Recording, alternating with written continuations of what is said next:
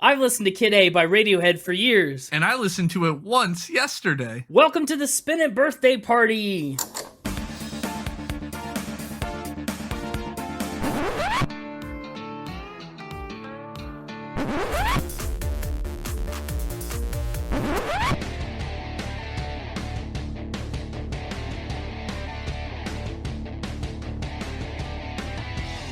Hello, I'm James, and welcome to Spin It, the one-year-old record-ranking podcast for people who would rather be listening to music. With me, as always, is my co-host, Connor. Happy birthday to us. Happy birthday to us. I didn't think about what the next line would be. Happy birthday to us. Happy birthday, dear Spin It, if I could make a suggestion. Happy birthday. Wait, what'd you say? I'm just spitballing. Happy birthday, dear Spin It. It's kind of Happy a standard birthday, format. dear Spin It. Happy birthday to us. All right, that's copyrighted. I don't know if we can even put that on a podcast. Whatever, you get the point. Hey, happy episode 53. The point is, give us your money. No, don't. Yeah. I don't like the direction you've taken this. You said lead in with it. I let in with it. That's not how we're leading in with it. This is episode 53. We're celebrating our 1 year podcast hang on. anniversary Whoa. all week. All right. If we can't just tell them to give us money, what if we offer to give them things in exchange for their money? Great. So what it sounds like you're saying is that we could trade goods for money. And or services. Goods and but mainly goods. But mainly goods, because that's what you do when you open up a merchandise store. Merchandise! That's right, folks. You heard correctly. Spin It Pod officially is launching a store tomorrow. You can find it through our website at spinitpod.com, but we've spent the last couple weeks making some shirts, some hats, some stickers. And by we mean the manufacturing department. Well, yes. Remember them from like episode 5? I don't remember what episode that was that we made the manufacturing department. But then we finally put them to work. They've laid dormant for months, and this is their time to shine. So anyway, if you're so inclined and you want to go check out some of the interesting products that we've made, literally some of them are quite interesting. Some of them will surprise you. Some of them surprised us. There's some great stuff. Anyway, you can find that. It's powered by Etsy, but it's full of products that we'll print on demand. So head on over to spinitpod.com, Spinitpod shop on the Etsy store, and we'll see you there. It's very cool. Even if nobody buys anything, I'm just happy we have merchandise. I'm just happy to make ridiculous products. I've been addicted to it. Yeah. So the store is the first of several exciting things we have planned for this week. It's a week-long birthday party. Yeah, we're going to be celebrating our year anniversary with basically something every day this week. Today, you're getting the episode. Tomorrow will be the official drop of the store. Stay tuned, because in the same vein as the store, we're going to be doing a bit of a merch giveaway on our socials, a raffle of sorts. You'll have directions on how to enter and get some free Spin It merch. Limited edition. It's limited edition, one of a kind. So keep an eye on our socials, at SpinItPod on Twitter and at SpinItPodOfficial on Instagram for more information about how to get in on that. And for all the other stuff we're doing throughout the week, too. We've got a lot of things on the docket. Or 1 year old. Yeah. We are officially past that mark. We're in our terrible 2s. I sure hope not. Are we? No, I guess technically only, are we 1? How does that work? Are we 1 or are we 2? When did the terrible 2s begin? We're only 1. The terrible 2s Are the terrible 2s from 2 to 3 or from 1 to 2? How's it work? No, I don't know. No, it's from 2 to 3. Oh, we're not in our terrible 2s then. We're in our, what's a synonym for terrible? It starts with an O. I don't know. Horrible if you're British. Horrible, hey, we're in our horrible ones. I can't believe you just did that. Yikes. We're in the horrible ones, ain't we? No, I don't think there is a synonym. Governor? Don't force it. I like horrible ones. No, it's awful. that's what it is. You said it, and that's what it is. But should we actually get into the episode now? Yeah, I think we've made our first big announcement. Stay tuned for more big announcements later. But we should talk about Radiohead, a band and an album that I picked to kick off the second year because it's one that I really, again, spoilers at the top of the episode. It's an album I really enjoy. It's a bit of a highlight album for me on this whole podcast. And I learned a lot about the band while I was researching for this. So I'm excited about it. And I hope you are too. And I can't tell. This is an album where I think you're really on the teeter-totter. And I could pick out things that you might like about it, things that you might hate about it. You could give this album a 9. You could give this album a 2. And I just don't know which way you're going to go. I could go either way. Who knows? We'll have to wait about 50 minutes to find out. So let's jump into it. Let's talk about Radiohead. You probably know Creep, right? Yeah, one of them. It's a great song. It is. We did it in high school. We did in the band. The band did Creep? How'd it go? We crept. We crepid. No. We craped. Creped. Delicious. We creeped, we crepid, we craped. What an episode, this birthday party. Hey, by the way, where's the cake? You didn't get cake? I didn't know it was my job to get cake. You get cake for yourself. It's your job. I already had to buy one cake. I feel like you should have been responsible for the other. What cake did you buy? Oh, we'll get to it. Okay. We'll leave that bit alone for now. Yeah, Radiohead's famous for Creep. That's kind of their first big hit that launched them into superstardom. And I figure you probably don't know much else about Radiohead. No, that's about it, yeah. Well, it's about time you learned. Radiohead is an English rock band from... What was that? Part of the chorus of Creep. It wasn't easily identifiable, I'm sorry to say. Okay. That's Creep, ladies and gentlemen. That's Creep. I'm a weirdo. Radiohead is an English rock band from Oxfordshire, England. They formed in 1985 after they all met together in a school for boys. They initially named their band On a Friday because that was the day that they could hang out in the music room of their school to practice. Oh, the band was on a Friday. I don't know why I interpreted that as like they named the band on a Friday. They picked a nice warm Friday afternoon to come up with the name Radiohead. No, they called themselves On a Friday. I see. I understand the confusion. I guess I could have worded that better. The band consists of Tom York, who sings, plays the guitar, the keyboards, and is the primary lyricist in most cases. Johnny Greenwood plays the guitar, the keyboards, orchestral arrangements, and other quote-unquote specialty instruments. For example, when he first joined the band, he played the harmonica, and he also plays this instrument called the Ondes Martenot, which is an electronic instrument that works kind of like a theremin. You move a ring up and down a wire, yep, and it kind of makes this wobbly sci-fi sound. Kid A, the album we're talking about today, is actually Johnny Greenwood's first time using the instrument, and you can hear it on songs like the National Anthem, How to Disappear Completely, and a bunch of other later Radiohead songs. But mostly, Greenwood is the band's lead guitarist, and wow, does he have some great moments. You won't hear a ton of his lead guitar work on Kid A, but he's just overflowing with musical talent. Gotta love Johnny Greenwood. Then there's Colin Greenwood, brother of Johnny, the bassist. And when I say bassist, I don't just mean a bass guitar. That also includes upright bass. Very impressive. Ed O'Brien plays the guitar, he sings backup vocals, and he handles a lot of special effects. So that includes a lot of ambient sounds, sustain effects, and a cool device I learned about called an EBow. Yeah. Yeah, it's a little electronic device that you use to play stringed instruments. Mm-hmm. It kind of works like playing a guitar with a violin bow because you put it close to your strings and it makes the string vibrate. It just vibrates indefinitely, no strumming, no picking. I know a lot about weird instruments. Do you? As an instrumentalist. I see. Have you ever used an EBow? Because learning about it kind of made me want one. No. Literally for no reason. It would be the most like one-time trick. I would use it like I would use a blender. I would get it, I'd use it once or maybe for a week, and then I'd put it back down and wonder, why did I get this? Blenders are great, first off. Don't knock a blender. I wouldn't know. I don't have one. They're great. Make all sorts of stuff. Ever wanted to know what a hamburger was like to drink? Boom, blender. Boom, blender. I guess that is all sorts of stuff. Ever get a milkshake that, like, you try to drink it and you can't get anything up the straw, it's too thick? Boom, blender. Yeah, sure. I'll blend my milkshakes. Anyway, Ed O'Brien he's released some solo music under the moniker EOB.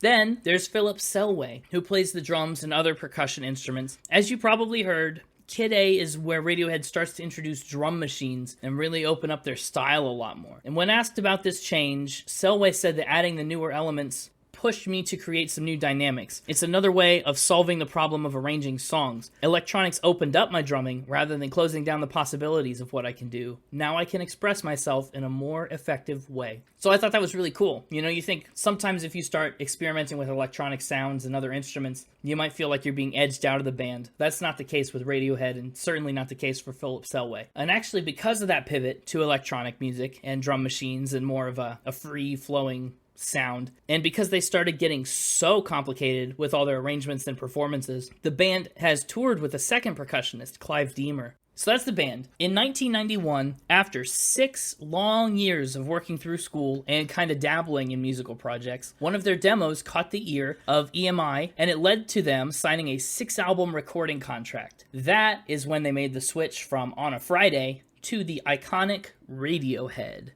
In regards to the band name, Tom York says, "It's about the way you take information in, the way you respond to the environment you're put in. You're like a radio, right? Receiving signals and broadcasting it back out. That's the Radiohead idea."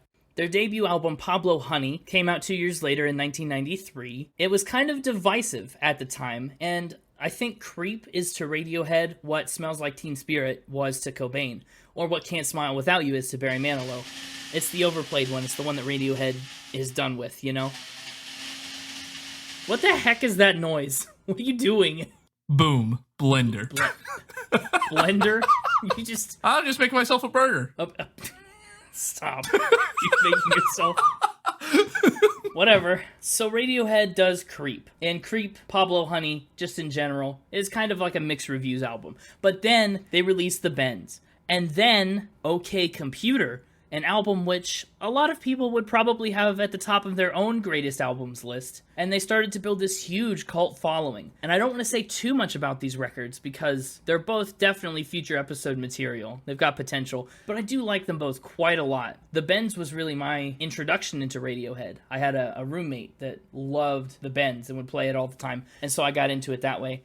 OK Computer was a massive popular and critical success, and it was a really big departure from their earlier style, and I think it's a huge landmark in the band's new experimental direction that just takes off in Kid A. I mean, we see it a ton on this record. Since then, of course, they've released a couple other albums. They've made quite a name for themselves. In total, they've earned 22 major awards on 79 nominations throughout their career. They've got 17 Brit Award nominations. Surprisingly, they've never won. They've got 20 Grammy nominations, winning Best Alternative Album twice in a row for OK Computer and Kid A, both of which were nominated also for Album of the Year. And then they won again for In Rainbows. They've earned 4 Ivor Novello Awards, which is awarded by the British Academy of Composers and Songwriters for their lyrics and music. They're the most nominated artist in history for the Mercury Prize, which is awarded annually to the best album in the UK and Ireland, with 5 different nominations.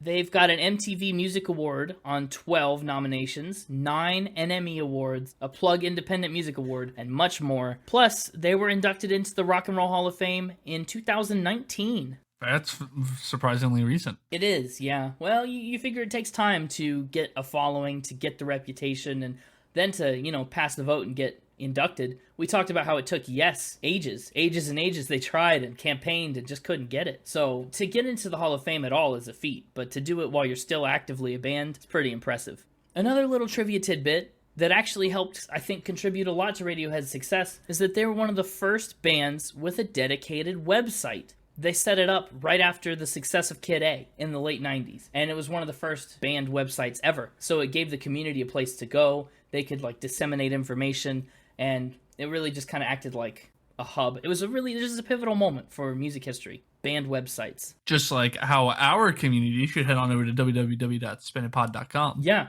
we're one of the not first podcasts with a podcast website. So this week, of course, we're talking about the iconic Kid A. If you haven't heard it and you want the context, this is a heck of an album to jump in and listen to. If you're a first timer, just brace yourself.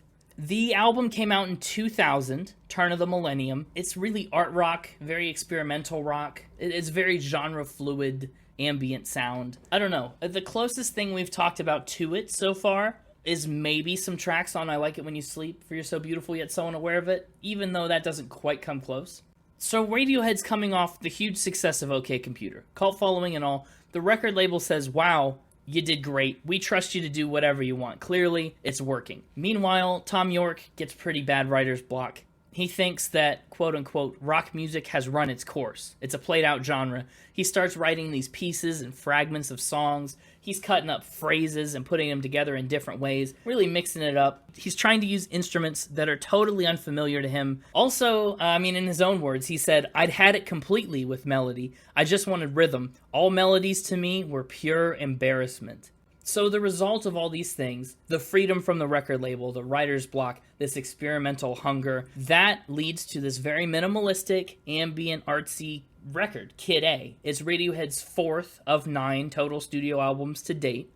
As a matter of fact, all the material that they created for this record was meant to be a double album, but they thought it was too dense, so they compiled the double part of the double album into their next album, Amnesiac, which came out 8 months later.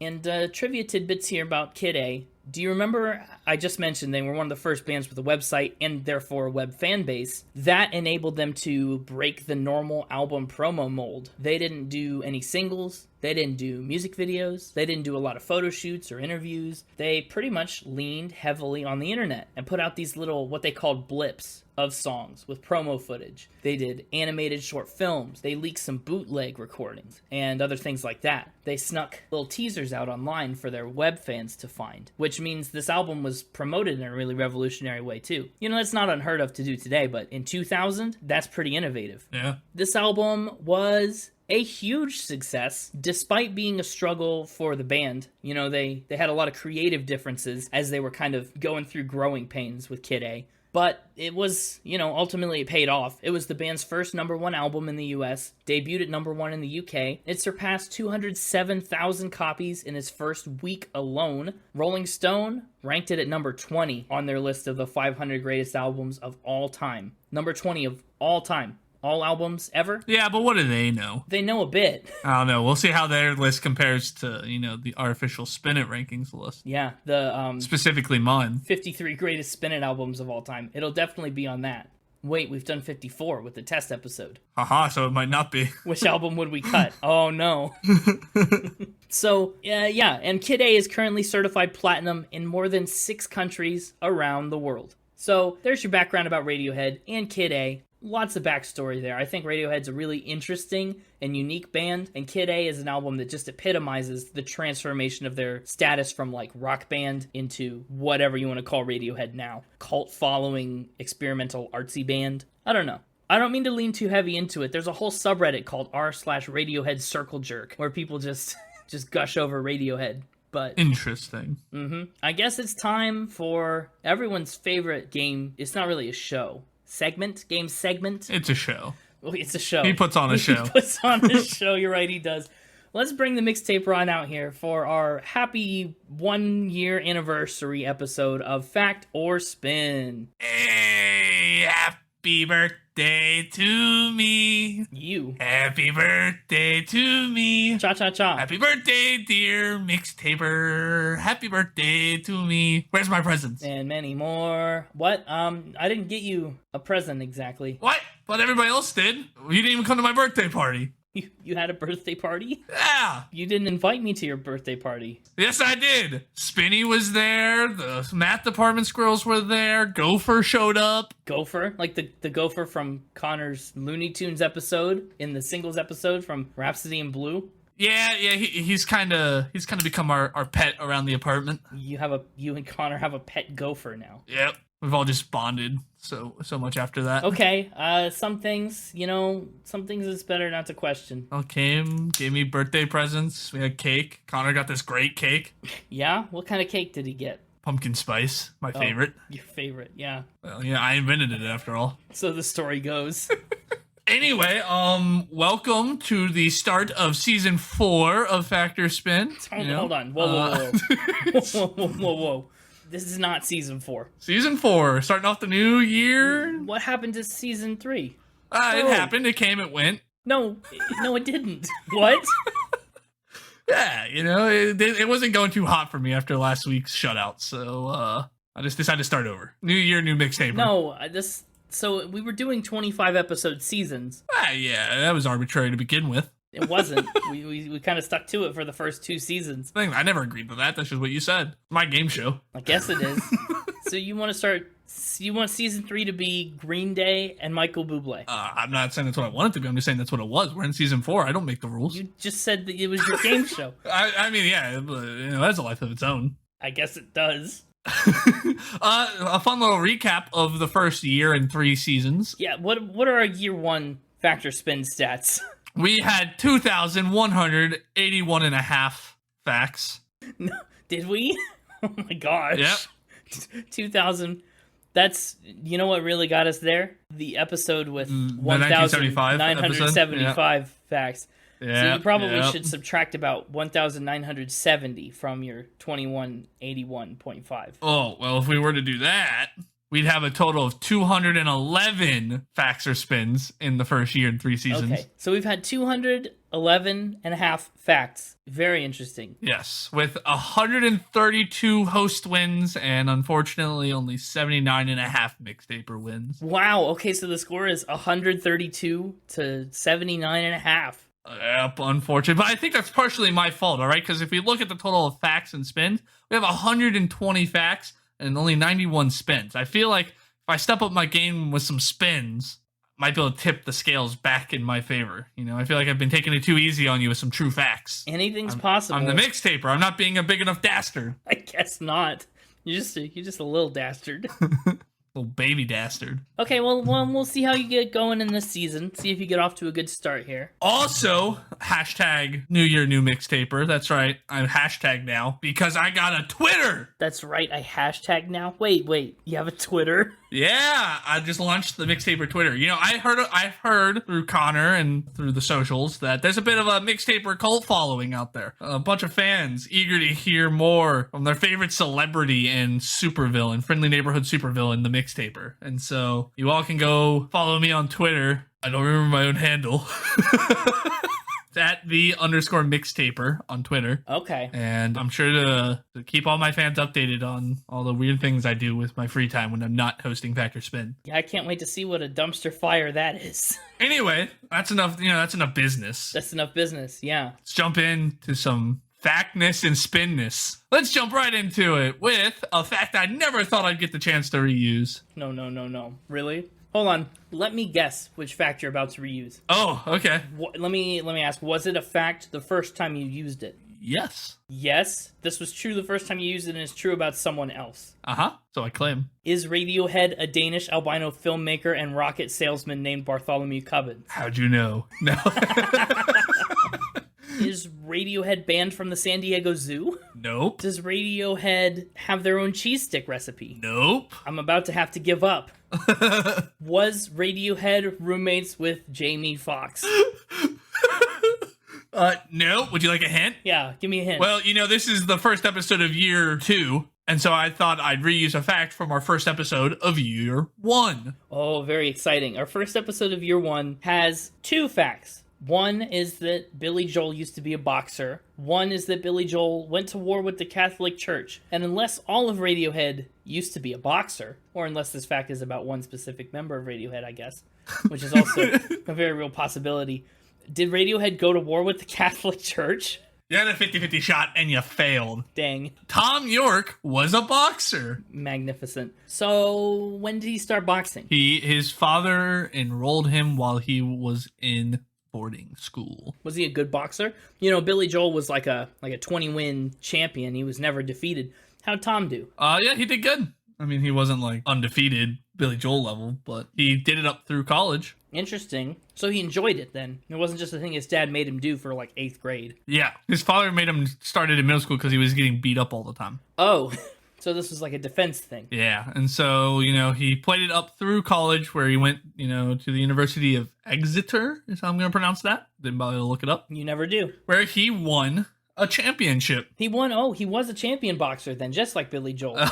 Yeah, I guess. How many people did he have to punch in the face to get this champion title? It was just a school tournament. I don't know how many rounds it went. I'm gonna say this is tough. It was a fact last time. It's tough. I think it's gonna be a fact this time. Two boxing facts in a row. I think I'm going to go that way. This is a spin. Oh, no. This is just like I predicted. More spins, more dastardly deeds from the Mixtaper. Already off to a good start. Well, can I be honest? The fact that you said that is kind of why I started thinking it was a fact, because you were going to plant the seed that you do a lot of spins and then not do it. Yeah. The mind games. Fun fact, though, about this is true about his father. Oh. His father was a boxer who won a college championship and tried to get Tom interested and like signed him up in middle school, but he did nothing but get beat up the entire time he was enrolled, and so he stopped. Oh, he didn't get beat up and decide to enroll in boxing. He decided to enroll in boxing and got beat up. And then got beat up, yeah. Oh, no. A little nugget of truth in there. A little nugget of tease. Haven't talked about that in a while. Nope. All right, well, that first fact was a knockout. That was good. Thank you. It's really not that funny. That's like a typical boxing joke, but I'll take the credit. My next fact is magical. Magical, you say? Yeah. Philip and Johnny are wizards. They're wizards? Yep. Magical wizards, like practicing magic? Yeah, in a way. In a way? Yeah. What way? In like the movie sense. Oh, they're wizards in a movie. Yeah. Okay, is this one of the most famous wizard movie series of all time? Are they in Harry Potter? They are in Harry Potter. Really? Okay, you went British on this fact. Well, yeah. If this is another spin, you probably just went, they're British. Maybe I could put them in Harry Potter. That's kind of where I'm at. I also know you know nothing about Harry Potter, so it was safe. You have that edge. Yeah. Okay, so they play wizards. Which wizards do they play? Do they have names? Are they just background extras? They're not really extras, but they don't really have names either. Okay, interesting. They're like in that weird in-between where they're like not just like random faces in the crowd, but they're like decent cameos. Yeah. They're in the 4th Harry Potter movie, which is Goblet of Fire, as 2 of 6 members of the Weird Sisters, who is playing at the school Yule Ball. Are they wizards or just musicians at a wizard school? Well, it's a wizarding school that only wizards are allowed into, so they kind of have to be wizards to get into the school. Not only wizards are allowed in. Up until the most recent movie, yeah. Wait, they let not wizards in? Whoa. Sorry, yeah, spoiler. Harry. Spoilers. Didn't know that. I was just thinking that Hedwig's probably not a wizard because he's an owl, right? That's Hedwig. Oh, well, yeah. So they're wizard musicians. Do they play the drums and the guitar like normal? Does he bust out the Ondes Martenot, the funky theremin instruments at the wizard school? I don't think there's any funky theremins in the Harry Potter movie that I'm aware of. But yes, they are playing. They're the ones providing the music for the dance. Were they invited to do this? Did they seek the gig out? I actually don't know how they got the gig. Bold. I think I'm going to say this is a fact because that's pretty cool. Also going with a fact? I'm on the edge. This one could go either way since I don't know anything about Harry Potter, but it's pretty cool if it's true. This is a true fact. Hey, there we go. I'm feeling good now. We're 50-50 on the episode. Yeah, but again, you see you got the one that was true right. That's true. Do they get to cast any spells? No, not that I would remember. It's just implied that they're wizards. Okay. Tough luck. Radiohead does Hogwarts. Who knew? For my next ramp up, Tom's pet goldfish had a bad Christmas. Okay, let's take this fact one piece at a time. Yeah. Tom York has a pet goldfish. Yeah, him and his multiple. I was using the plural goldfish. Sorry, I thought it was just like one goldfish that he just disappointed this Christmas. It was a naughty goldfish. No, he disappointed a whole school of goldfish. Oh, that's so mean. You know, they don't even remember what they did wrong 3 seconds later. He's got a lot of goldfish. Well, he did. Did they make it to Boxing Day? No. Oh, they really did have a bad Christmas. What killed all of his goldfish on Christmas? They suffocated. What?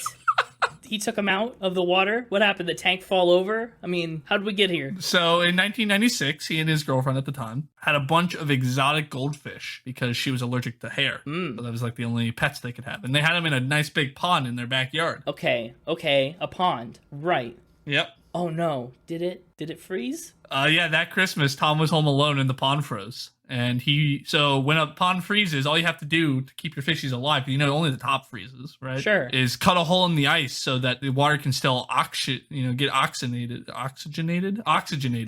Boy, oh boy. He forgot to do that. And so, the fish used up all the oxygen in the water and suffocated. How many fish are we talking about? A pretty darn decent amount. A pretty darn decent amount. I don't have an exact number for you. That's a bad fish miss. And these were exotic goldfish, the big exotic ones, you see in I know you see koi in koi ponds, but those size goldfish, big ones, giant. Yeah, that's rough. Yeah. What's the reaction? Tom's home alone. Tom goes out back on Christmas morning and goes to say hi to the goldfish, see what presents Santa bought him, and he looks down and he says, "Oh crap." His girlfriend gets home. What happens? How does this go down? Yeah, he says that he felt like such an idiot and that he's always been known to be a bit forgetful. So he's not surprised it happened, but he does feel bad. I'm going to say this one's a spin. A spin? Yeah, this one's belly up for me. You're good with the puns tonight. I've had a year of practice. Well, you've had a year of practice, yet you're still getting them wrong. This is a fact. Oh, no. I guess I just didn't want to believe that many poor fish died. Yep, bad Christmas. It was a silent night at the end of the day. Oh, no. I made it so much worse. Nobody's under the official toe. All right, and I got one more for you. Tom's pet goldfish had a bad Christmas. What an understatement on that fact. I didn't know how else to phrase it. And it was on Christmas, right? Actually on Christmas. Yeah, that's what the interview said. Tragic. One more for you. Classic 4. 1 year of classic 4s. 1 year of classic 4s with a classic ramp up. It's time for the return. It's not Ryan the Ghost. It's not Ryan the Ghost. Thank goodness. I knew it. He's still dormant. It's time for the return of our other supposedly true or known true fact, but supposed about the hat. The hat. The hat.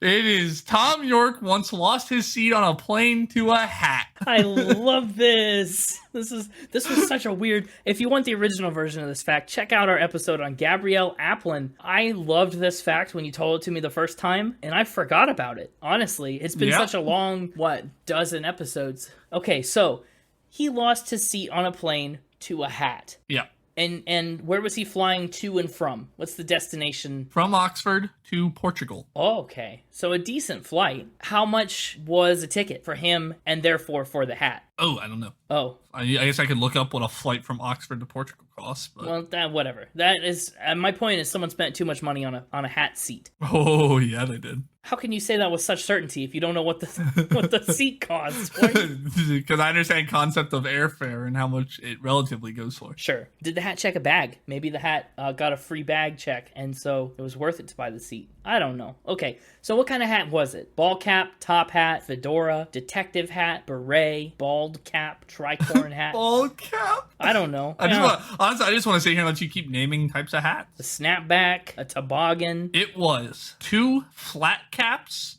and a fedora. Oh, he lost his plane seat to 3 hats. Well, no, he lost his to 1. No, stop. So somebody bought three seats? That's what I'm telling you.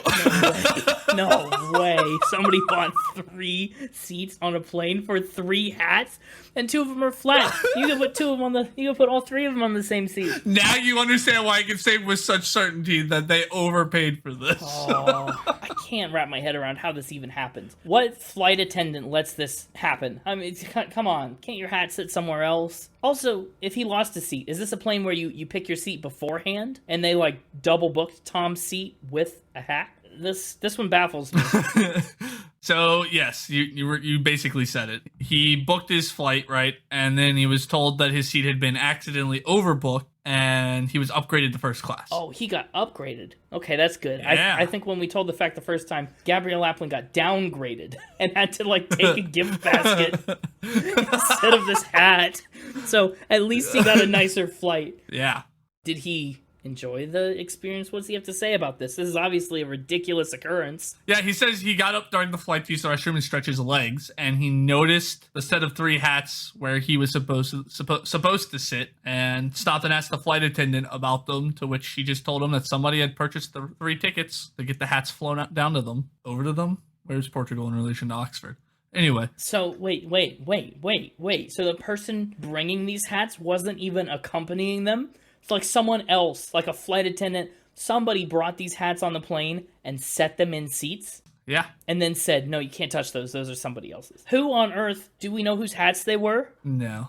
Although I do love your theory that maybe they used it so they could like also bring other stuff like as carry-ons, and the hats were just the placeholder to get bigger stuff onto the plane. Yeah. I do like that theory. It makes it make way more sense, but that's all the information we have about it. Unbelievable. I think it's convenient that you bring this fact back on the 1-year episode. However, Radiohead's been a band that was in our sights for a while, since before Gabrielle Aplin. So if you wanted facts that could go for both, you could have found them. I think I'm going to say this is true. I want the hat fact to be true. It's definitely true about someone. I think it's true about Tom York. I'm locking in fact. But it's not true about Tom York. This is a spin. Oh, gross. Just like every Avenger at the end of their movie, the plane hat will return. So which elements of this were false specific for this fact? Were there actually 3? Or was that like... No, that was made up. Just I went for over-the-top ridiculousness again to be like, oh, well, so ridiculous he wouldn't make that up sort of thing. It was ridiculous. And so... The only part of this that was true to the original fact is that someone lost their seat to a hat. Everything else we just can't even trust. Correct. And with that, the first episode of Season 4 and Year 2 of Spin It, Factor Spin, goes to the Mixtaper in a 3-1 victory. No, it's a pretty bad round for me. I'm a little disappointed, but good work. Made up for last week when I got shut out by Connor. Yeah, you brought some good facts last week. I was pretty impressed with you. I think you've never been better. Sure you were. I'm sure you think that. Dang. Go tweet about it, I guess. Go tweet about your victory. Yeah, I'm gonna go make a tweet right now. It says Season 4 champ. No, we are not. We are not allowed to start Season 5 on episode. See you next week when we start Season 5. No. Factor spin. You can't just make a new season every time you win. Oh. Yeah. There goes the Mixtaper. Welcome back. Welcome back once again, Connor. Hey. First season we've ever lost. No, don't give in. Don't give in. We're not done. He's tweeting it right now. I can see him. That doesn't make it official. Game show has a mind of its own, so I'm told. That's what they say. All right. Let's talk about the album cover of Kid A. Very interesting. Is it? Do you think what makes it so interesting? It's kind of hard to tell what it is. Is it? Yeah. Where do you struggle? It's a mountain range, right? Some volcanoes. Is it a mountain range? Yeah. I can't tell if it was that or if it was like glaciers. Well, I mean, snowy glaciers maybe. But then, like you said, there's like the one that was like a volcano erupting in the background or something on fire in the background. It's hard to tell. Yeah, it's very dystopian. And then there's like trees in the background, but they kind of suck as trees, in my opinion. Trees? I don't know. In the very far back, trees. the very way back, far in the back? back right, black silhouetted, I see. crappy trees. And then some weird red blob right in the middle in the far background. Not quite sure what that's supposed to be. I was thinking that was the sun. The sun? Yeah, it's like a sunset behind the mountains. But it's like not round. It's round from what you can see of it. It's just peeking out there. Well, you can see that little bit dead middle, but you see it goes like, unless the sun is not centered on the picture, it's not the sun. No, it wouldn't be centered. Well, why not? You'd think it would be centered. No. This piece of art that you apparently did not like. Also, what's with the weird glitchiness happening in the foreground at the bottom? Well, so yeah, Radiohead has some interesting other album covers that kind of are multimedia, and this one is no exception. Stanley Donwood is the mastermind behind Radiohead's cover art. He's got some great work under his belt, and so the band, they brought him Kid A, and he started coming up with these themes he wanted to incorporate. He said the overarching idea of the mountains was that they were these landscapes of power, the idea of tower blocks and pyramids. It was about some sort of cataclysmic power existing in landscape. So he comes up with this idea of mountains and fire and stuff. He says, how are we going to do this? How do we execute? So he gets a big canvas and he paints this scene using knives and sticks. And then he takes a picture of his painting and puts it in Photoshop and starts to manipulate it that way. It's very multimedia. But that's why it gets that glitchiness in the front. That's, the paintings, the mountains look the way they do because they're painted on with sticks and in a very abrasive way. But then the glitchiness in the front of it, in the foreground, that comes from digital photo manipulation. And it's nothing new. Like on their album cover for the Bends, they took a picture of a TV screen with a CPR dummy on it. And it's this strange uncanniness, this kind of eerie sense of not being quite sure what you're looking at. I like it as a cover for this album. It exists as in cover for this album. Okay, well, that's a review right there, I guess. Without further ado, I suppose we should start talking about this album, which, in my opinion, to talk about how this album cover was painted and stuff, this album almost feels to me like listening to a painting. That's kind of the same energy it has. It's not something you're going to rock out to, or, you're not going to engage with it in the same way you'd engage with American Idiot or Crazy Love or, or Plastic as Hearts, music, or Weezer, or I guess as most other types of music. Yeah, you definitely have to approach this one differently. It's definitely different. I'm starting to get a sense. I mentioned that I wasn't sure whether you'd love it or hate it, and parts of it kind of appeal to different parts of things that you like, but parts don't. I'm starting to get the sense of where you lie. Yeah, I haven't said one way or the other whether or not I like it or not. I just said it's different. No, it is. Yeah, but we'll press onward. Track 1 is Everything in Its Right Place. I like the intro. Cool intro. Oh, I know. That little, muted keyboard just fills that space so well. Tom York is working on getting out of his writer's block. He's battling pretty intense depression, trying to make sense of the world. He's trying to figure out life and determine where he fits into it, which is where he came up with the idea of having everything in its right place. Specifically, he came up with the song based on his feelings after a nervous breakdown while they were touring OK Computer. So, lines that are in this song that might be a little bizarre, like yesterday I woke up sucking a lemon and there are two colors in my head, those are drawn straight from his experience in that actual moment. Yeah, I was with it up until that point. Really? Up until sucking on a lemon? Well, they were doing the everything, repeating the word everything, and I was like, all right, whatever, it's a stylistic thing. I'm all right with it for now. Then they started just repeating it in its right place over and over, and I was like, all right, is it gonna be one of those songs, or is this just like what the chorus is? And then we'll actually get into the song, and then we repeated. I can only hear the phrase "yesterday I woke up sucking on a lemon" so many times before I'm just done with it. I think the limit's probably about 2. 2? That's the limit? Yeah. Wow, you're not a very big lemon sucker. No, I'm not. And yeah, that's what they did with the whole song, was just repeat the line, every line like 4 times. Yes. Well, they put every line in its right place. Well, in its right place multiple times, apparently. Yeah. Interesting little tidbit, though. The vocals at the beginning are actually just cut up gibberish. It's not really meant to be anything, although I can't help but think that it's intentional, that you can hear it say, Kid A, Kid A, Kid A in the beginning. That has to be there on purpose. It's gotta be. I know, but the band, they say it's not. They can say whatever they want. You don't name an album Kid A and then have something kick off your album sounding like the words Kid A and it not be intentional. Well, maybe they meant for it to sound like that, but that's not what it originally was, I guess. I don't know. Yeah. I like this song as an album opener. It does a great job, I think, of setting the scene, of really opening you into this world. It prepares you for what's to come. Yes. There are two colors in my head. What's that you tried to say?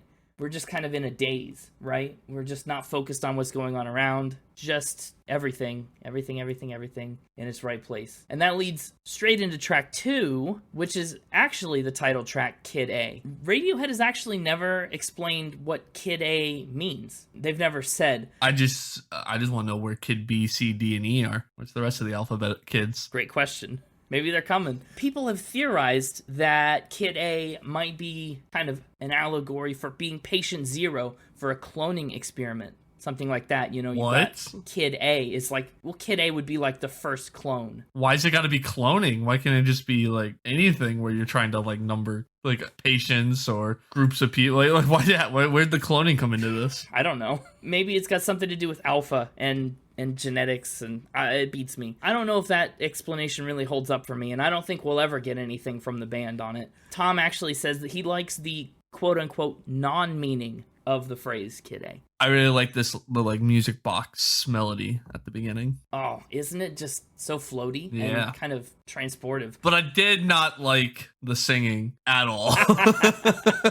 Very great. Well, so the singing on this one, it's very off. And that's because, you're not really meant to focus on the lyrics very much and more on the sound of it, this just kind of wash of sound. These lyrics here, they were written, Tom wrote a bunch of lyrics all at the same time, a bunch of phrases, and he literally put them in a hat and picked out a bunch of different lyrics out of the hat and put them in this order. So, like, yeah, he's got things that he wants to say, but I don't think he structured it in a way that that's the focal point. It's like free form poetry. Yeah, a little bit. These lyrics and these vocals are some of the ones in particular that he sang into the Ondes Martenot, into the theremin type instrument, which is what makes it so wobbly and Like all distorted. he said singing that way actually made it easier to focus on the words as he was singing because the melody was either covered by the theremin, I'm going to call it a theremin even though it's not, it's covered by that instrument, or it's pretty unimportant.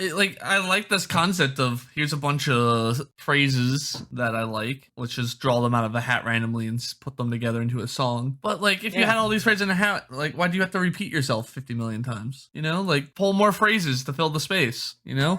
Pull more phrases? Yeah. You didn't need to say standing in the shadows at the end of my bed 4 times. You know, you pulled it out. What did you do? Run out of phrases in the hat? Like, oh, guess I gotta use this one for the next 4. Or were they doing the thing? Maybe they're doing the thing. You know, there's 2 different sampling techniques, right? Where you take it, when you select it, you set it to the side, or you put it back in. Maybe you put it back in and you're having to draw it 4 times in a row. Maybe that's what happened. In which case, I'm now okay with it. But assuming that didn't happen, poor choice. Well, I'm gonna tell you that's what happened, even though I don't know and I suspect that's not the case.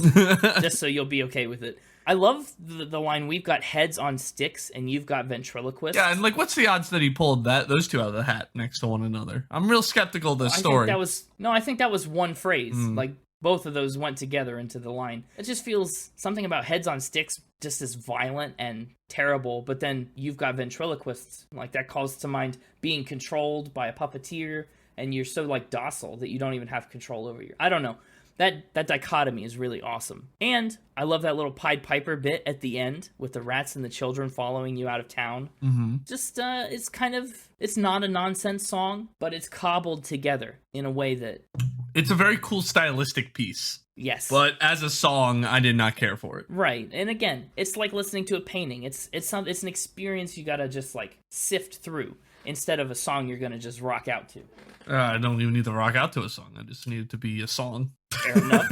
Well, if there is a song on this album that you're going to rock out to right off the bat, it's probably track 3, the National Anthem. Yeah, I like that guitar line on this one. It kicks in with the bass right away. Right away. Yeah, but by the halfway point, I'm just tired of it. They never do anything with it. It's just 5 minutes of, or whatever it is, however long the song is. It's 5 minutes, 50 seconds. And it's just 6 minutes of that guitar line over and over and over. It's like, do something different.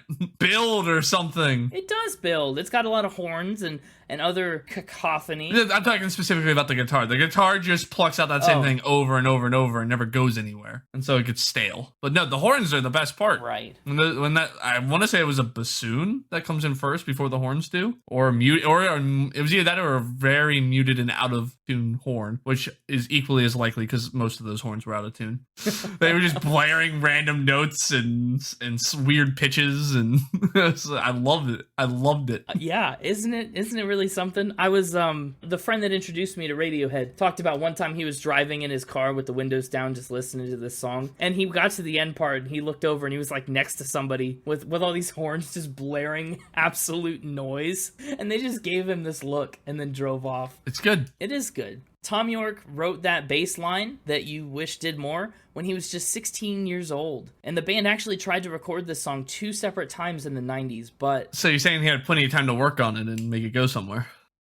I think this is worked on. I think this is a great song. I'm not talking about the song. I'm talking about the guitar line. Oh, well, it's a great guitar line. They thought that the song was too good to be one of their B-sides in the 90s. And at that time, it had a working title just based on that first round of lyrics. Everyone was the title. The recorded lyrics, actually, what you heard, are ambiguous a lot of the time, but diligent fans have actually put the real lyrics together based on live performances. Huh. Yeah, and that's the case other places on this record too, but they've gone back and scoured Tom York singing live to figure out the right lyrics. Yeah, I'm starting to sound as repetitive as these lyrics are with how much I have to keep pointing it out, but quite repetitive lyrics again. It's true, a little bit. Everyone's near, everyone's got fear, it's holding on, smile. That's it. That's the song. That's the song. It's light, but it's evocative. You know, it's like the inner wave thing, right? Where the combination of the lyrics and the style of the music just points you in a direction and lets your mind wander. Maybe I'm misremembering Inner Waves album. It's been a while since I've heard anything but the two that are on our playlist. But like, I don't remember their lyrics being just repetitive. They were long drawn out. The way they sung them and the words they chose to use, I agree with, match very similarly here. But like, they used a bunch of different words and images and evocations. Whereas here, they just say the same line 4 times and say, boom, feel evoked. Feel evoked? Yeah. Well, I mean, yeah, you're not wrong. We come out of the closest thing to a rock song you'll get on this album into the farthest thing you might get from a rock song on this album that you might still call a song. That's How to Disappear Completely. This song was born out of a dream of Tom floating around the city like a ghost. And I think that idea translates into this song very, very well, especially in just the sound of it. You know, you're floating around, you're falling, you're really not there. They do a good job of making that sound happen. I really like this one. It had a good start. This is maybe the first time we got the purest form of Tom's singing voice, which it was actually quite pretty. Yeah, it is. Especially the way he sings the bridge on this song. Mm-hmm. Yeah, I really liked this song. The chorus is a bit repetitive with the I'm not here, but that's, again, I'm okay with that to an extent, right? Because stylistically, it makes sense sometimes to repeat things.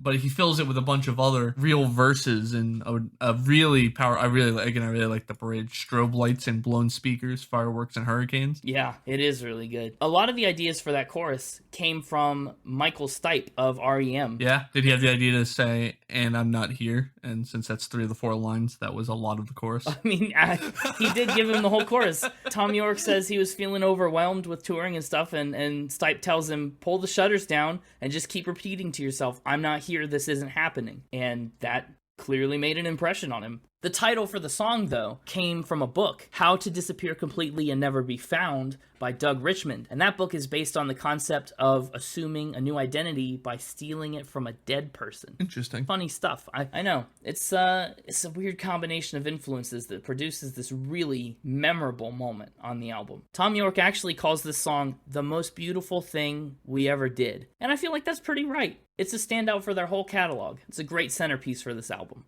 Up next, of course, maybe referencing those sucky trees on the album cover that you talked about, is our first instrumental on the album and the first instrumental in Radiohead's history, Tree Fingers. They do look like fingers. The trees, they do look like fingers? I don't know about that. It's a very melancholy, soft instrumental, and I like it. Yeah, it's great. It's great. It's a nice vehicle to take us out of the floaty, depressed, dissociative, How to Disappear Completely, and drag us into Optimistic, which has a drastically different tone that we'll get to. But yeah, did you think this bridged the gap very well? No, I was sitting here with a surprised Pikachu face when you said that. I felt Tree Fingers was more of an extension of How to Disappear Completely than a bridge. What is a bridge but an extension of the land? Yeah, but it was just making How to Disappear Completely bigger, wasn't connecting to Optimistic in the way that you made it sound. That's true. It doesn't really connect. It expands upon that sad, melancholy feeling that How to Disappear Completely instills in you, which in my opinion sets you up for the whiplash of Optimistic. Okay. It kind of really cements the tone of How to Disappear Completely inside you, and then, you know, Optimistic comes along and kicks you out of your chair or whatever. Get the straps out, you know, you strap in, or Optimistic's gonna take you out. Just say, that's a reference to Barry Manilow being aggressively violent in the way he treats your heart. Strap in because you're about to get optimistic. Right. Once again, also, we have no idea what's up with the title Tree Fingers. The band has never said. People have speculated that it's meant to evoke being peacefully lost in the woods, kind of forgetting your troubles in the calmness. To me, a tree's fingers would be its little sticks, right? The little sticks that come off. You got like the tree trunk, right? The branches are like the arms, and you get the little like twigs that come off of each branch, and that's your tree fingers right there. So what are leaves? Just, I'm pursuing this metaphor too far. The nails, because they change colors, you know, throughout the seasons. Just like sorry. What are your nails okay? You can paint your fingernails different colors, you know. We're gonna get you a manicure. You're right. You can paint your fingernails. Right, exactly. Different colors. The metaphor. It's not 1-to-1. No. It's not a 1-to-1 analogy here. No, it's not. I like tree fingers a lot. But are you ready to get kicked? Yeah, give me some optimism. Right. Well, Optimistic, the 6th track on the album, is as close to a radio single as this album gets. Really? It's all about consumerism after it's come to this almost dystopian point, and ironically, I don't really think it ever gets optimistic. No. It's kind of No. a grim acceptance at best. That's why it's kicking you. Oh, yeah, you expect to be optimistic, and you're just not. Optimism comes and drop kicks you. Right. So this one, I really like the verses, but I couldn't get into the chorus. You couldn't? No. Did you try the best you can? I at least tried 90%. I can't promise well, a full that's 100. not good I can't enough. promise a full 100. Well, you have to try the best you can, and that will be good enough. But if 90% was the best I could do, maybe I can't reach 100. Maybe you can't. I don't know. It's kind of sad. That is kind of sad. Not very optimistic at all. I can't just say the word optimistic over and over. You're right, the chorus is a little weaker. Tom's partner Rachel used this phrase to comfort him on the OK Computer tour. It's not even that it's weaker. I just couldn't get into the style shift between the verses and the chorus. I just enjoyed the verses so much that then when the style shifts to the chorus, I just couldn't get into it. That's true. I do think the verses, though, are stronger. Like, the big fish eat the little ones. Yep, great. The big players are dominating everything. Do you think he wrote this around the time as Goldfish had a bad Christmas? Goldfish died all in the pond? Had a bad Christmas? Maybe? I don't know. I guess it's possible. And I love in verse 2, we have allusions to the 3 little piggies, to Animal Farm, which is all about like an actual dystopian society rising up. Yep, with pigs being the main. Yeah, it all works together. I like it. Yeah, some animals are more equal than others. It was a very cool way to use the title Optimistic, right? This one's optimistic, this one went to market. Like it was not how I expected the title to be used. No, that may be the strongest set of lyrics on the album, or close to it, that second verse. It's pretty darn good. Mm-hmm. I love that bridge. I'd really like to help you, man. They bring back up the idea of marionettes, like they were talking about ventriloquists and heads on sticks earlier. You're putting pieces together. And they're gonna be in limbo. They're gonna be in limbo. Yeah, that is the next track on the album. It was originally called Lost at Sea. Interesting. And it's another very ethereal, alone type song. Rachel Owen, Tom's partner, was really big into Dante's Inferno at the time, and he drew a lot of inspiration from that. Limbo is the first of several rings in Dante's version of hell. Yeah, and so that mumble bit at the beginning, Tom York recorded the vocals and tried to make them sound like voices trying to get out of limbo, get out of hell, to break free. And instead he made it sound like someone who can't project. Can't project? It did not come across that it was supposed to be like voices trying to get out. It just sounded like he was talking and like with his lips up against the microphone and whispering. I mean, I suppose. It is a little whispery. Whatever he was going for did not come across to me, a first-time listener, at all. It starts with this list of places. That's the mumbling part here. This list of places comes from the BBC shipping forecast, which is basically a weather report for different areas around the UK, but I guess, from what I understand, the way that they read it is really monotonous and calming or something. People like it for that, almost like an ASMR kind of thing. People will turn on the shipping forecast and listen. Lyrically, In Limbo kind of hit Tom a little differently than most of the rest of the songs. He said that he wasn't in writer's block for this one. He said words are coming out like diarrhea, but they were all awful. And he lost all confidence in his lyric writing ability and just kind of threw these out there. This is lyrical diarrhea from Tom York. In his own words, not mine. Interesting. Yeah. Should have just taken them and put them in a hat and start pulling them out. Don't put your diarrhea in a hat. Diarrhea hat. Gross. It's a real crappy hat. It sure is. Available now. No. But there are some pretty cool hats available now. They're not diarrhea hats. Poop-free hats. Poop-free hats available now. Spinach. The Spinach store. Up next on the track list is track 8, Idiotech. Great title. Maybe the best title on this album. It's a cool title. Yeah, it's kind of a play on discotheque, but maybe the tech is meant to be the suffix that refers to a collection of things. Maybe a collection of idiots. I don't know. I don't even know. I just know there's a lot of potential there. Good stuff. It is indeed stuff. The song is basically about some kind of apocalypse, maybe as depicted on the album cover. It explores ideas of nuclear holocaust and the consequences of climate change as we're kind of panicking here. We start out right away with being in the bunker, women and children first. It's frantic. And the drums actually on this song are really what contribute a lot to that frantic style to me. They just feel very fast-paced. I don't have anything to say about this one. No? Well, what I can say is they sampled some of the background music in this song from minimalist composers Paul Lansky and Arthur Krieger. Oh, I love Paul Lansky. Yeah, isn't he great? I've never heard of him. I know. And they fleshed out the rest of the song with really obscure but effective electronic sounds. I think this song in particular may be the biggest leap from what they've been comfortable with, music-wise, to this point. I don't know. That electronic synth that just kind of oozes in there. I just like it. I don't know. We're not scaremongering. This is really happening. Intense. It's an intense lyric and an intense feel to the song, but we do get a little bit of a break from that intensity on track 9, Morning Bell. Ding ding. I heard it. Did you, audience? Did you hear the morning bell? Oh no, sorry, that was the evening bell. Oh, whoops. I get them mixed up. They're so similar. Yeah, the morning bell goes ding ding. Oh. Way different. Actually very distinct. The afternoon bell just goes dong. Cool. I'll keep an ear out. All together, it's ding ding dong ding ding. Like the Red Hot Chili Peppers? Like around the world? I guess. I thought that's what you were doing. No. You made this sound, it was exactly like that verse. I wasn't doing that, but we can claim I was. Make me sound smarter than I am.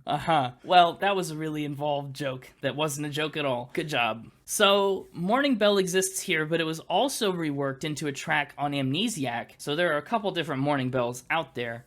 Yeah. This song isn't about divorce, as much as it might sound like that. Skeptical. And like everything Radiohead does, it's largely open to interpretation. So maybe that's what it means to some of you, and that's cool. Tom says it's about a house he bought, a big empty house. And actually, I was surprised that you didn't bring the Ryan the Ghost fact back, because he does say that the house had a friendly ghost in it. I almost expected the fact when I started thinking about this song. Is that why you originally thought, when I said I was bringing one back, you thought it was going to be Ryan? I could have sworn it was Ryan the Ghost. But anyway, Tom writes down and records a ton of stuff while he's living in this house. Ramblings, fragments of songs, you name it, onto this mini disc. Morning Bell was among the things he recorded. But suddenly, boom, lightning strike. It wiped everything on the mini disc.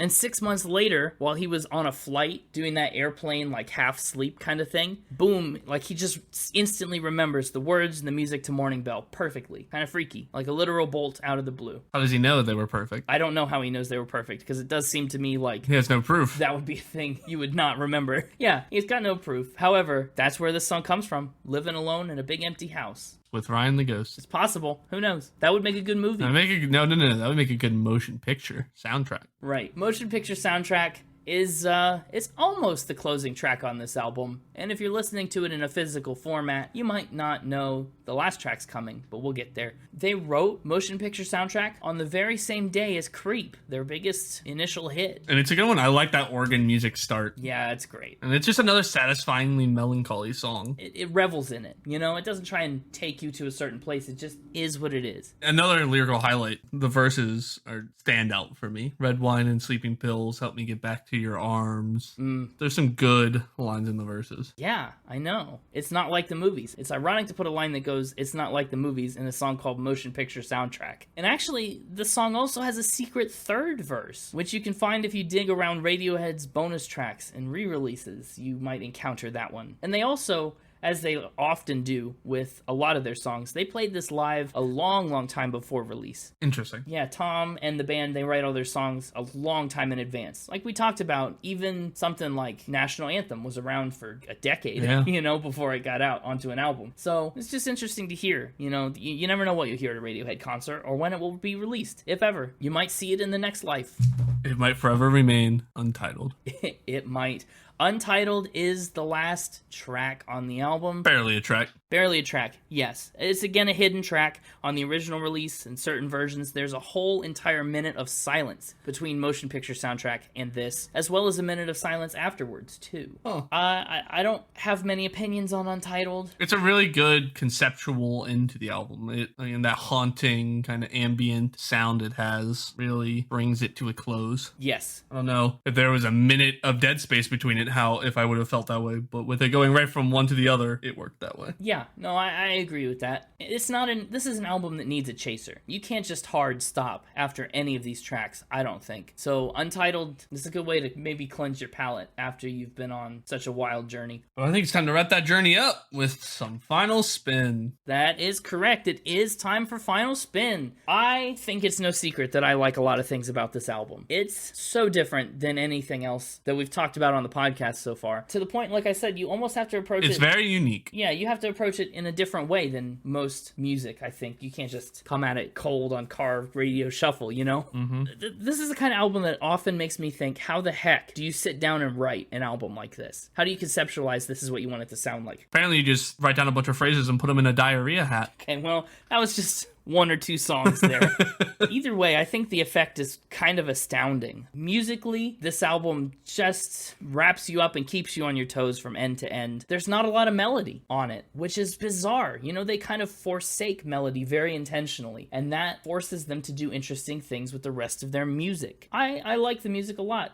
Every song is distinct, and every song is emotional. I'm giving music a 99. Lyrics is tricky. Like you said, there's a lot of repetitive lyrics in here. That's no secret. They don't hide it. They don't camouflage it. 2 of the songs are instrumentals, but I think there's some real gems. And the simplicity of the lyrics, paired with the complexity of the images, kind of takes this album to a different level. You know, mix it in with the music, the lyrics kind of do all right on their own. I don't know if they hold up just reading them line to line, especially in their pulled out of a hat style, but conceptually, like you said, that's a novelty. It's a unique flavor for this album. So I maybe could be swayed on lyrics one way or another. I'm giving them a 95. Instruments and production, what's there to say? I mean, the production is stellar throughout, and the instruments are right there with it. They use some really unique instruments. They use instruments in unique ways. The production on his voice, I have to disagree with what you said on Kid A and stuff. I really like the way that they treat his voice and mix it up and do it differently. But then, of course, there are still moments like How to Disappear Completely, where you get his unfiltered voice, and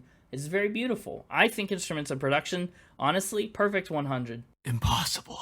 Oh, it's possible. It's just not common. That's not a thing I give lightly. And you used it on this one. But I really think this album couldn't get much better in the instruments and production department. And the vibe. This is maybe the most complete vibe score an album could earn. I don't think there's a single second of it that is anything less than perfectly aligned with it. And I like the cover art, you know? I think that's captivating. I think it makes you think. I think it fits all these tracks and the moods that they try and put together. I've never had a problem listening to this album cover to cover, even though it's weird sometimes and even though it's long. Maybe it's an acquired taste, but once you acquire the taste, boy is it good. Giving Vibe a 100. And that puts the overall score at a 99.1. Interesting.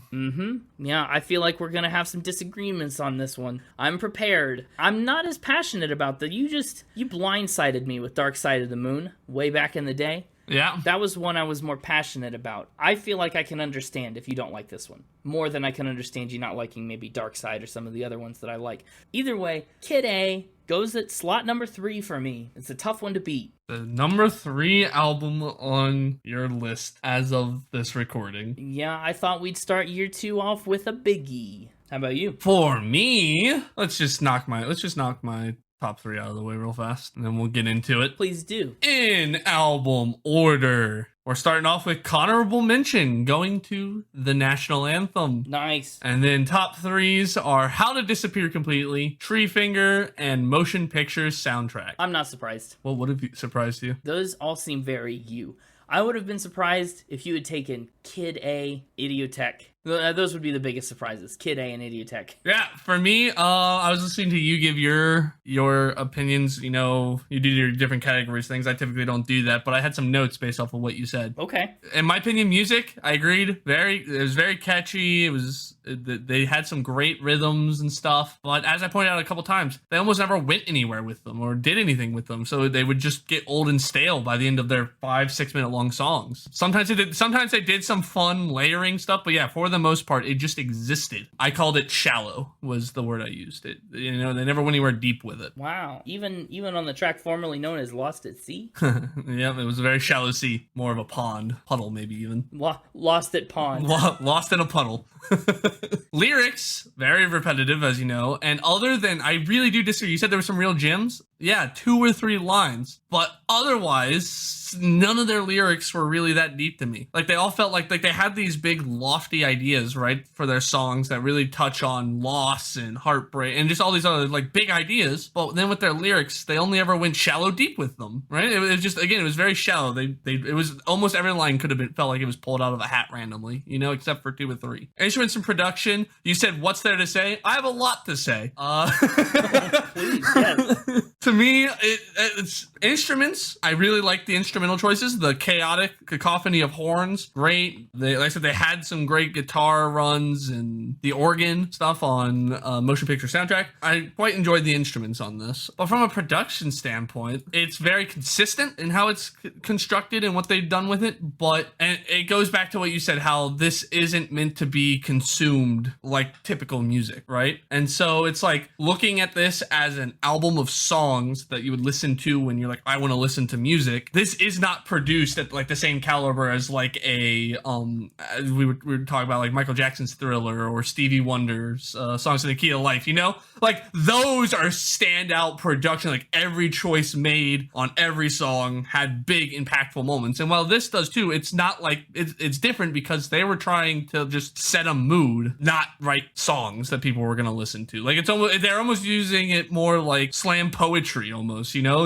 where like slam poetry is weird poetry. It's hard to get into. There's a lot of snapping. I never understood it. But it exists for the people who are into it, and it's very therapeutic for the people who do it. So, like, it has its purpose, but not the same purpose as everything else that it is surrounded by. No, and that's kind of why it's art rock more than just normal like rock. It's very experimental and out there. Yeah, and then vibe, again, very consistent vibe. None of the songs really felt out of place. None of the themes felt out of place. It sets you in this mood and it keeps you there. But it's not what you want when you're listening to music, in my opinion, right? Like if I'm like, I want to listen to music, Radiohead's Creep, right? It's a sad, melancholy song that fits Radiohead's style, but it also works as a song, whereas a lot of these were concept pieces. Yep. And so it was very different. And I know how you feel about concept pieces. I love them. He's the concept album king. I'm the concept album king. Mr. Green Day.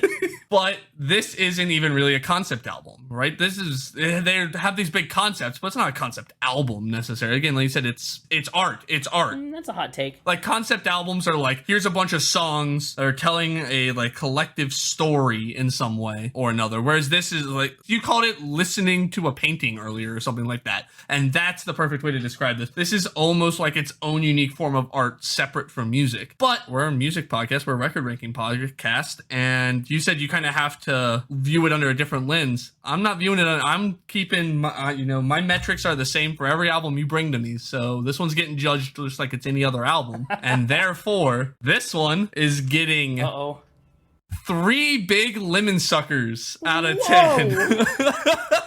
Whoa! This is my first ever 3. You wanted to kick off year 2 with a big one, and for me, it's kicking off with my worst score yet, a 3 out of 10. Woohoo! Wow. Here's the thing. I guess we both consider it a 3, just in very different contexts. Number 3 overall for me, a 3 out of 10 for you. Yep. Wow. I didn't expect you to go so low. My ones that are 4s, right? America Cheap Thrills. I really did not like the songs, but they were still songs. There's very few tracks on this album that even are like something like you said that you could put on and listen to just on shuffle on Spotify. How to Disappear completely disagrees. That is like the one exception, and that is why that, I think, is my playlist pick. Oh, How to Disappear completely? Okay. Yeah, I just purposely didn't say this note because I didn't want to give it away, but in my notes I said this is the best song so far, and that maintained throughout the whole album. So How to Disappear Completely is my playlist pick. I'm curious to know what yours is. Oh, that's a great question.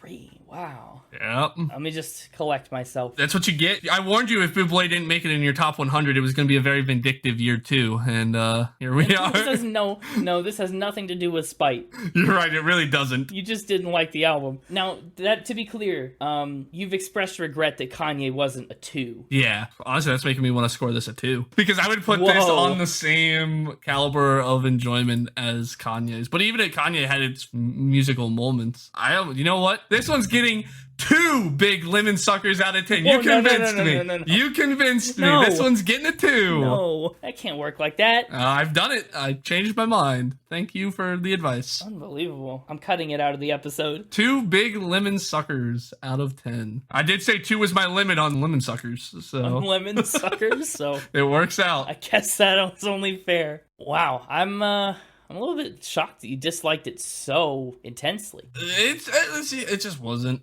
My playlist pick is gonna be, let's go back to the consecutive tracks thing. I'm gonna take the National Anthem. Okay. That was my honorable mention, so I'm good with that. Yeah. Hey, if you're listening to this, you might think we're about to wrap up. Nope. Guess what? Surprise! That's not the case. We've got a brand new segment coming your way. We're kicking it off in honor of this being the birthday episode. We figured that this would be a good time to introduce it. You know, we want to hear from you. We want to interact with you guys. Writing department, the audience. Yeah. So, what we're going to ask, it's going to be open from now on. You can send us a short audio clip or just a short text question, just depending, in like a Word document or something. And you can come up with a fact or spin about any artist that we've talked about on the podcast to that point. Any one of them. So you got 53 to pick from now, and then that list will continue to grow. Yeah, and so, you know, you say, oh, I really love Rascal Flatts, but I wish they knew this fact. I can't believe they didn't talk about this. Or, I have a really clever lie to tell about Machine Gun Kelly. Whatever you want, you can send it our way. The first clip should be the fact itself, and then you should send a second one that tells us the answer, whether it's a fact or a spin. Yeah, and then Connor and I will both participate. We'll both try and take a guess at your fact or your spin. I'm excited about this segment. And if you're curious how that's going to work, we've got one right now. We're calling this segment Fan, Fact, or Spin, since it's fact or spin from the fans. Who's our first one from? Our first fact comes to us from David in Maryland. Whoa, feels like we're on the radio now. It does feel very official. We got our first caller from... Yeah, let's see what he's got to say. In the music video for That's What I Want by Lil Nas X, towards the end, Nas walks down the aisle of a church absolutely rocking a wedding dress, ultimately to be handed an electric guitar by famous gay black icon and drag queen RuPaul Charles, as a symbolic passing of the torch to a new generation of trailblazers for gay black men. So we've got a fact about Lil Nas X, and the end of the music video for That's What I Want. I haven't seen the music video for That's What I Want. Me neither. I never did watch that one. I didn't either. Well, I guess we have a decision to make. Works out. This definitely sounds like something both RuPaul and Lil Nas X would do. Oh, absolutely. He's had controversial music video moments in the past, right? We talked in the episode about the Satan shoes, about him twerking on Satan and turning the Satan shoes into a whole trial for his imprisonment in Industry Baby. Not to mention, he did a whole bit on Twitter where he did like a pregnancy announcement for his album when it came out. I think the wedding dress thing, as a guy who knows meme culture and social media trends, he can get people talking. I'm inclined to believe that this is a fact. What about you? I'm just trying to decide this definitely sounds like something that would have existed. I'm just trying to decide if it was in that video. Like maybe our first submission's trying to trick us with the context of the information, you know? Sure. Well, let's think about the song That's What I Want. He wants someone to love him. So a wedding maybe would be appropriate. So what are you're going fact? I'm leaning towards fact. We can't listen. I'm just going to make a rule right now. We cannot just each pick one fact and one spin every time for the sake of one of us getting it right. I just assumed we were going to have our own little personal score going for who got the most fan submissions right. Oh, okay. I hate that because you're going to win. What are you talking about? You killed against the Mixtaper. You're really good at this game. I have very little practice. But you're really good when you do play. It's true. Whatever. Let's lock your answer in. What are you saying? I'm going to go spin. I don't trust our fans. I think they're not going to be able to help themselves for trying to make us look like fools. You don't think that this is in the music video, huh? Okay. Let's listen to the reveal. All right. This is a spin. No! It was not RuPaul who handed Nas the guitar. In fact, it was Billy Porter, another gay black icon, who is known for playing the drag queen Lola in the Broadway musical Kinky Boots. Oh, okay. I was a little off. Well, shoot. I can't believe this. Oh. Man, almost true. I just assumed that this happened outside of the music video. I thought this was a context issue, but no, they lied about who it was. Interesting that it was Billy Porter from Kinky Boots, it looks like. Yeah. Interesting. I'll take the lead in our first round of Fan Factor Spin. Dang, you were totally right, though. That seems like the kind of thing that RuPaul would participate in. Oh, yeah, it absolutely does. If you have fun facts that you want to submit just like that in 2 separate audio clips, you can send them to thespinitpodcast@gmail.com or look for a place to click on our website and submit that way. And again, doesn't have to be audio. It could just be a couple different Word documents or text things. Yep. Hey, thanks for one awesome year of podcasts. We're looking forward to many, many more. Once again, merch store is officially launching tomorrow. Be sure to check out all the ridiculous products we've spent time making. One more quick little exciting one-year announcement. Spinit's going live. Yeah, that's exciting. So that's part of our week-long birthday party. Yeah, we will be doing a live stream on Twitch, our official Spinit Twitch at SpinitPod, twitch.tv/SpinitPod. We'll be going live this week on July 21st. We'll be going live. Not sure what we'll be doing yet. We'll be maybe doing a silent disco, listening to your singles recommendations. Yeah. Playing an album, hanging out. Just come ready for a good time. I'm looking forward to the launch of that. And, drop us a follow there. You never know when we'll go live, maybe to record an episode or to do singles or just hang out. We'll see. It's a new medium that we're going to dabble into. So Spin It Live, twitch.tv/SpinitPod. That'll be us. It's exciting stuff. It really is. The Mixtaper's over here reminding me to tell people to go follow him on Twitter at @the_Mixtaper. And if the Mixtaper Twitter is not your thing, you can also follow the podcast at SpinitPod on Twitter and at SpinitPodOfficial on Instagram. Once again, our website, www.spinitpod.com. And we'll see you next week for another episode. Keep an eye on socials for that merch giveaway starting on Monday. Yep. And you know what? We'll see you next time. Until then, and for our birthday, please Keep spinning. I want cake. You bought the Mixtaper a cake. Yeah, well, you should have come to the Mixtaper's birthday. He's devastated. I didn't get invited. He claims you did. Maybe got lost in the mail. Maybe he did. I'll have to check with the mail department. You know how much of a mess they are. Yeah, well.